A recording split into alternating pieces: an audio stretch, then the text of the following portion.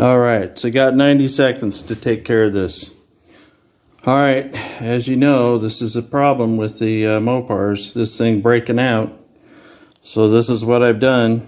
18 gauge sheet metal, 16 gauge, and cut the other one loose from the other piece.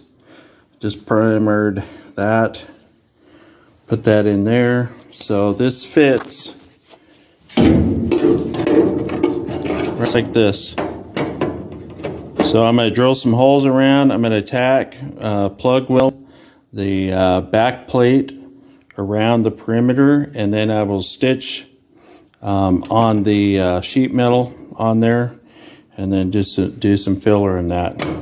But this is I think this is a lot better than trying to buy that one kit that they sell for the $100 on the driver's side and 60 some on the passenger side.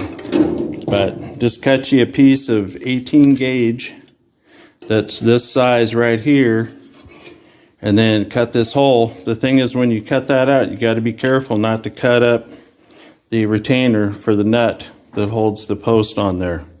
But anyway, so that's how I repair these busted blocks.